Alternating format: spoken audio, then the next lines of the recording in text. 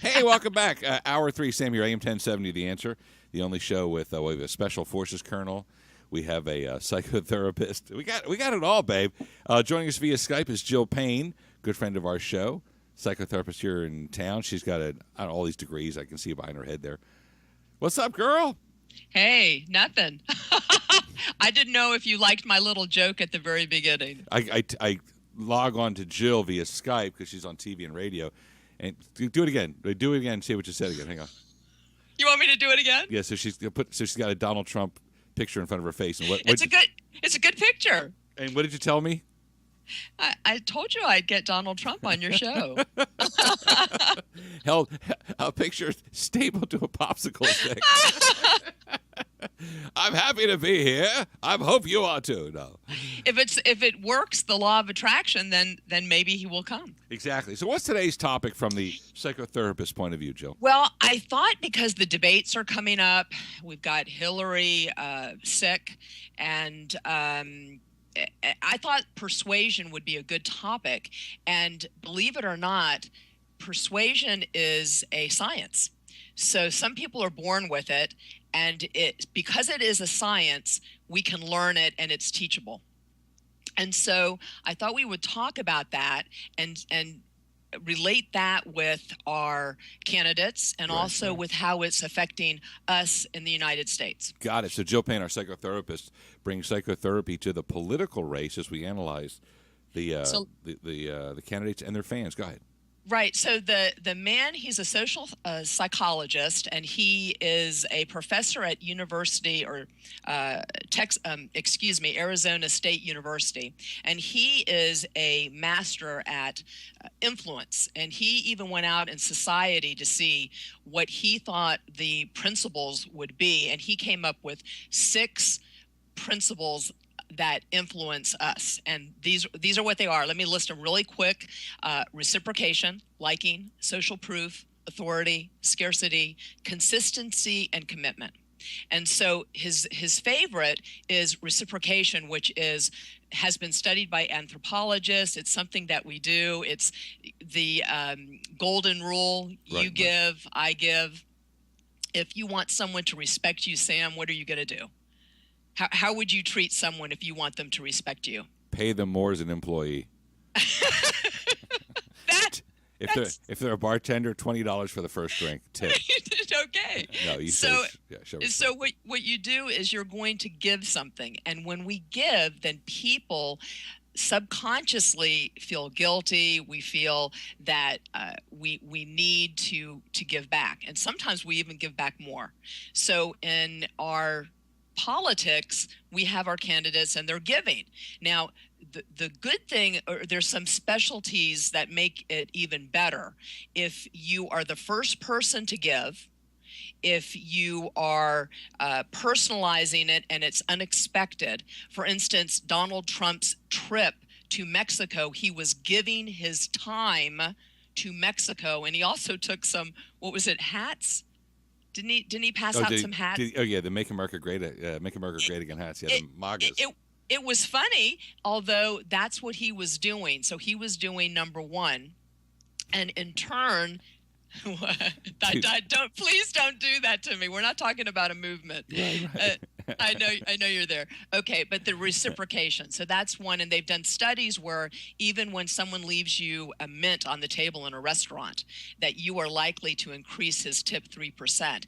And if he walks away and then comes back and says, you know what, you are great people and I really enjoyed working with you, here's an extra mint, then it goes up to 23% tip increase. All right, so Jill Payne, our in-house psychotherapist, what is Hillary Clinton doing in the reciprocal category, right? So what is she giving people to get support or get love back? Because she does have a handful of absolutely ignoramuses. I mean, anti-American, anti-Israel, anti-family, anti-energy, anti-military people. But they love her. So what is she giving them? She's giving them the government. She wants the government to give more money. So therefore, they're going to be helped that way. And those people that she's going to be giving to want to reciprocate and give back to her and vote for her. So the reciprocity is emotional and physical. I mean, if they know that they'll get more confiscated money on the rape of the American taxpayers, Right. then there's reciprocity from showing support for Hillary. They'll get money. Right. Wow. And this is in our subconscious. It's just innate. We just want to do it. Otherwise, we feel bad. If the Hare Krishna comes up and gives you a flower, you want to give them something back. No, you don't. No, you don't. I never did. I say, get the hell away from me. Even if you didn't Get away want from the me. flower. Get away from me. Okay, so Jill Payne, our in-house psychotherapist, we analyzed the election. So I'm a conservative, right? I want less government. Is reciprocity getting less? In other words, I don't want more, right? I want the government to be smaller. I want the government to get out of people's business. I want the government to get out of the way like the founding fathers, So that's going to come with liking your candidate. So you want a candidate that you're going to relate with, that's going to like the same things you like. And so therefore you're going to relate with him and that or her, and that's who you'll go for. This is awesome. So these are the 6 steps. How do you describe the 6 steps, the 6 qualities, the 6 characteristics?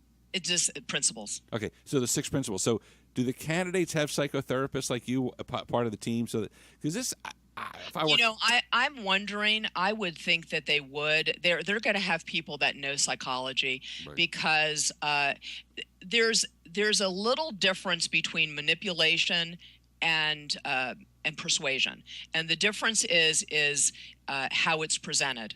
So if it's presented dishonestly, then that would be manipulation. And so, force, coercion, the news does it. They're swayed, biased. Oh gosh.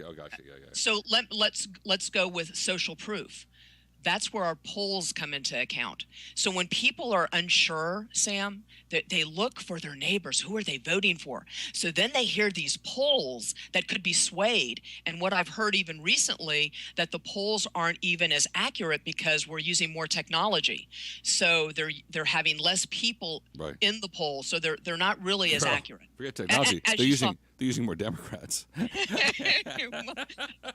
oversampling Democrats in a lot of polls. Yeah. So it doesn't matter if it's not true. It matters what people hear. And so they're hearing that their neighbors or people like them are swaying towards this way, especially for the independents.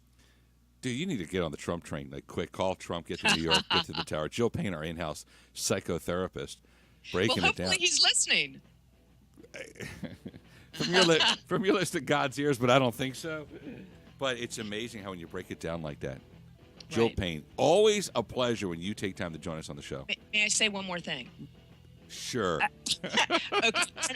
On commitment, people, when they commit to you, Sam, they've shook hands with you, they are more apt to follow through. And so what they've done is studies. In 1987, they did a study where this psychologist went and before the polls, the day before the election, went and asked a bunch of people if they were going to vote, and 100% of those people, they said yes, they were going to vote.